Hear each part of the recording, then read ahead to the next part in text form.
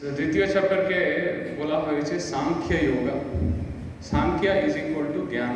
सांख्य माने ज्ञान, आत्म तत्व, not about the body, not about the mind. अच्छेद्योयम अदाह्योयम, that which can not be cut, that which can not be burned.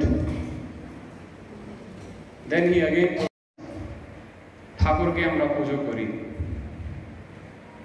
कोई प्रेजेंटेशन ऑफ नाम रूप जे भगवान एक नाम और रूप स्वाभाविक एक प्रश्न उद्भव হয়েছে। तो कृष्ण বলছেন যে সগুণ সাকার के रूप नाम रूप নিয়ে যে উপাসনা করে উনি উত্তম। কেন বললেন? আমরা দৈনন্দিন জীবন দেখলে निर्गुण निराकार कोनो एक नाम ना कोनो एक रूप, आमी रामकृष्ण बोलले आपनाके ओई एक रूप मने हय।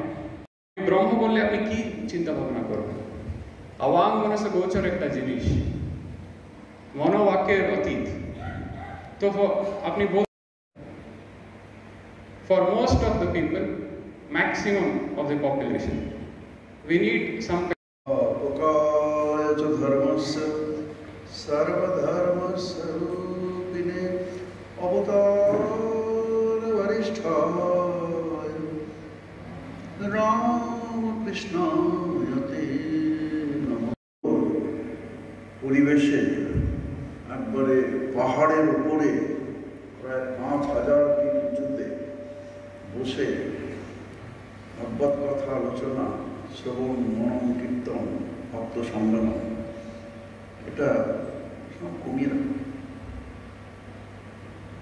প্রাণ ভরে যাচ্ছে। বিশেষ করে পাহাড়ে খুব কমই যাওয়া হয়। আর আমি তো 37 বছর আগে একবার এখানে এক ঝলক এসে দেখেছিলাম। তারপরে আমূল পরিবর্তন হয়েছে, অনেক উন্নতি হয়েছে, আশ্রমের ক্যাম্পাস বড় হয়েছে, পরিবেশ দুর্দান্ত হয়েছে।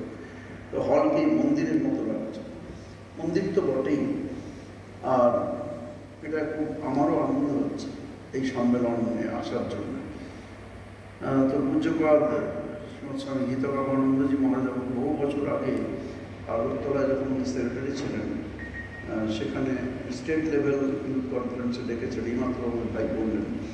সেখানেও দেখেছিলাম ইউথদের উদ্যোগ, উৎসাহী, এনথুজিয়াস্টিক, এনার্জেটিক, খুব ভালো। সারাদিন ধরে চলেছিল, পুরো দু-তিন দিনের প্রোগ্রাম ছিল।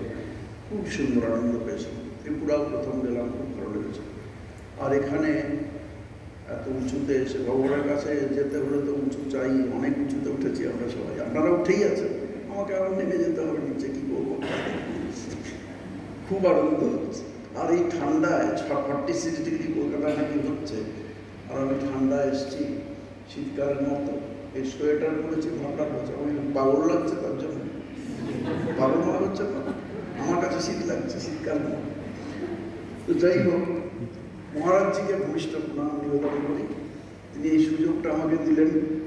আর আপনাদেরও সকলকে, অন্যান্য ভাইরা, এই গানের প্রসিদ্ধ ব্যক্তিত্ব যেমন আমাদের আমরা একসঙ্গেই সন্ন্যাস, এরাও সবাই আমাদের প্রায় সমকালীন, সব ভাইরাই এখানে প্রায় কাছাকাছি। তা যাই হোক, আপনাদেরও বিশেষ শুভেচ্ছা, অভিনন্দন, নমস্কার। ঠাকুরমা স্বামীজির কৃপাতেই আমরা এখানে সমবেত হয়েছি। আজকে এই বিষয়টি সংক্ষিপ্তভাবে, যে ঘণ্টাখানেক প্রায় সময় নেওয়ার মতো, শ্রীরামকৃষ্ণ কথামৃত অনুসরণই এইমাত্র বলছিলেন, আছে না, কানেরও ভিতর দিয়া মরমে অন্তরে প্রবেশ করছে একবার। তেমনি এই কথাগুলো, এই গানগুলো শুনলে গানটার মধ্যে দিয়ে এর ভাষা, এইমাত্র মহারাজ বলছিলেন, কোথাও আলোচনা করলে আমি একটা প্রেমেশানন্দজির গান মধ্যেই অসাধারণ ভাব আছে। কেননা প্রেমেশানন্দ যে একদম ব্রহ্মজ্ঞ পুরুষ, তাঁর কথাগুলো অসাধারণ। ওগুলো যদি পড়েন দেখবেন একটা লাইনকে অনুভব করা যথেষ্ট আধ্যাত্মিক উন্নতির দরকার। তাই তার উত্তরে শ্রীরামকৃষ্ণ বলছেন, ঈশ্বরের নাম গুণগান ওই জ্ঞান সব ভাবকে জাগিয়ে তুলছেন, উদ্বুদ্ধ করছেন, প্রবুদ্ধ করছেন, জেগে ওঠো। এটা দীক্ষার প্রথম শব্দটির অর্থ। দিয়তে, দি আছে, দিয়তে জ্ঞান সদ্ভাব। জ্ঞান সদ্ভাবকে কালকে উচ্চারণ করছিলাম, ওখানে ইউথদের বলছিলাম, ওটা বাংলায় খুব সুন্দর, ইংরেজিতে একটা বাক্যের কথা বাংলায় বলতে দেখুন, বাংলায় man is the best mirror. মানুষ হলো সর্বশ্রেষ্ঠ দর্পণ, যত ভগবানের সৃষ্টি আছে সর্বশ্রেষ্ঠ দর্পণ। বললেও স্তব স্তুতি নিজে নিজে কিছু করতে হয়। এটা নিয়ে ভূতেশানন্দী মহারাজজিকে কেউ প্রশ্ন করেছিলেন। ওই যুবদ্বারে তখন ছিলেন, 1 ঘন্টা করে আরতির আগে ক্যাজুয়াল টক করতেন, সব বসতেন, উনি আলোচনা করতেন। তখন ভূতেশানন্দী মহারাজ একটা কথা শাস্ত্রবাক্য প্রায় কোট করতেন যে আবৃত্তি সর্বশাস্ত্রানাম বোধাদ আপনি গাড়ি আসি। যদি কেউ আবৃত্তি করে একটা জিনিস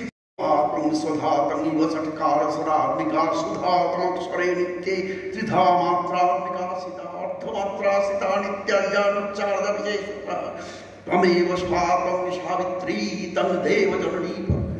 এই যে উচ্চারণ করছেন, শাস্ত্র বলছেন আবৃত্তি সর্বশাস্ত্রানাম। সব শাস্ত্র আমি জানি সেটা আলাদা, যেমন আবৃত্তি করছেন। আমাদের সব ভালো লাগলো এখানে ভক্ত সম্মেলনে কিছুটা আপনারা আবৃত্তি করলেন, গান করছেনই, আপনারা হয়তো মনে মনে গুনগুন করে গাইছেন সঙ্গে সঙ্গে।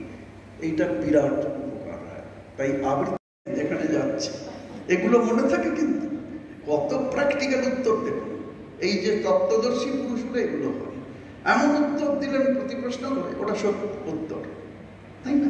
এগুলো মনে রাখতে হবে, তাই দরকার। সেটাই দুর্দিক যদি এই ভগবত কথা স্মরণ না হলো সারাদিনে। এটা বলা 2-1টা লাইন যে দেখবেন দিব্যব্রতানন্দও গান করেন, 2-1টা হয়তো লাইন আপনি নিজে নিজে করছেন, নামাবলী।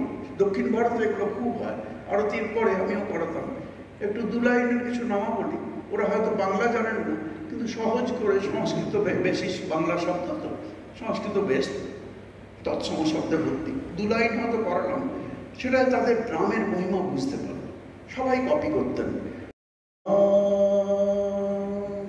বিমল চরণ রাম, বলুন তো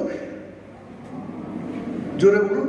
কমল নয়ন রাম, বিমল চরণ রাম, কমল নয়ন বিমল চরণ পতিত পাবন রাম, কমল নয়ন বিমল চরণ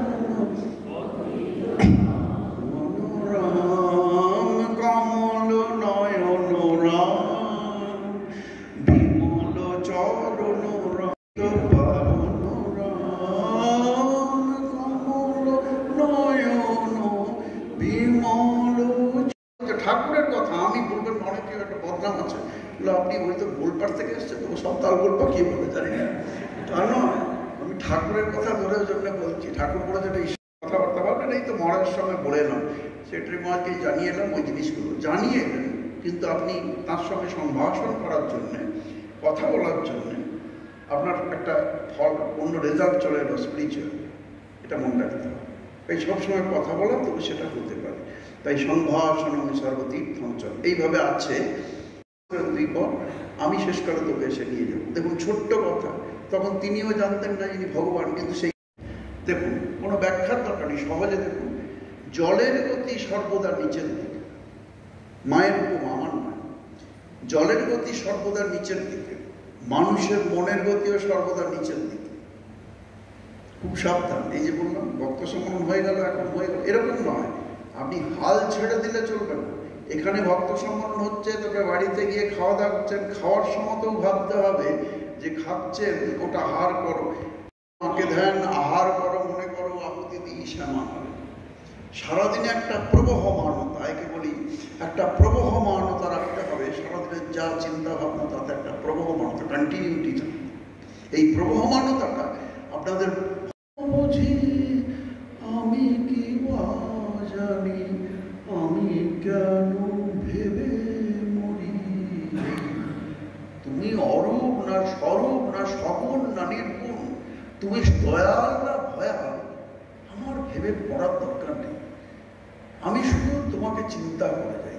এটাও আছে, ভাবনা ভাবলে আমার ভাবনা রবে, আমার ভাবনা রবে না, তাই না?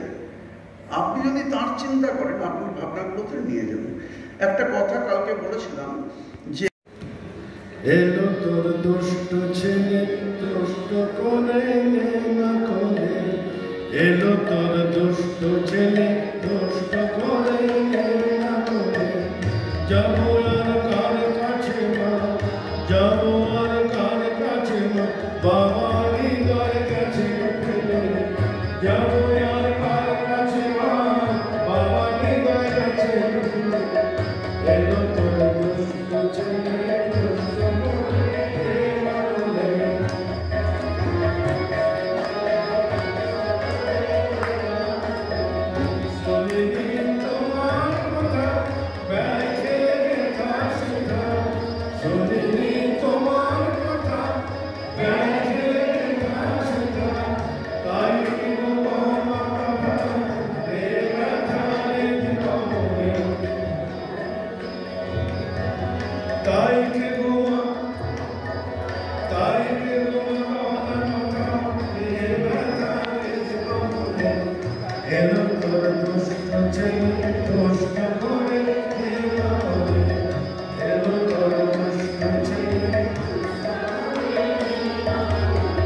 তুমি যদি এমন হবে ছেলের কি উপায় তবে তুমি যদি এমন হবে ছেলের কি উপায় তবে নামি কলঙ্ক নামি করব খেলে মামা হবে নামি কলঙ্ক নামি করব খেলে মামা হবে এলো তোর দুষ্ট ছেলে দুষ্ট করে খেলা করে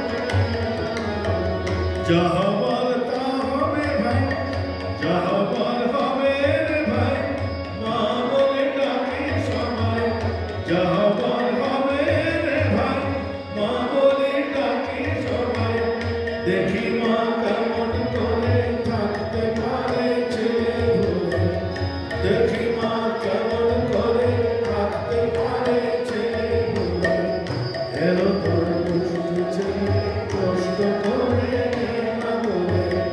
যাবো আর কার কাছে মা যাবো আর কার কাছে মা বাবা হৃদয় গেছে ফেলে এলো তোর দুষ্ট ছেলে দুষ্ট করে এলো তোর আধ্যাত্মিক বিষয়ে চর্চা চলছে, সেটা লঘু গুরু সবভাবেই চর্চিত হয়েছে। এটা স্বাভাবিক ক্লান্তি আপনাদের মধ্যে এসে গেছে, কাজে এখন আর আমি গুরুগম্ভীর কোনো বিষয় আনতে চাইছি না। আমি নিজে আমার মনের স্বাভাবিক ভক্তি ভাব, শরণাগতির ভাব এবং সর্বক্ষণ ভগবানকে স্মরণ মনন করার যে নির্দেশ ভক্তি আচার্যরা দিয়ে গেছেন, সেটা করার জন্য যে গীতি কবিতা হিন্দিতেও আছে, বাংলাতেও আছে, কথামৃতে এমন অনেক গান আছেন যার রেফারেন্স মহারাজের কাছেও আপনারা শুনেছেন একটা, সেগুলো ব্যবহার করে। এমনকি এগুলোকে চিন্তনের কাজেও ব্যবহার হয়, যে নির্বাসনাই ভগবানের কাছে চাইতে হয়, আর কিছু চাইতে নেই। প্রসঙ্গটা একদিন মা তখন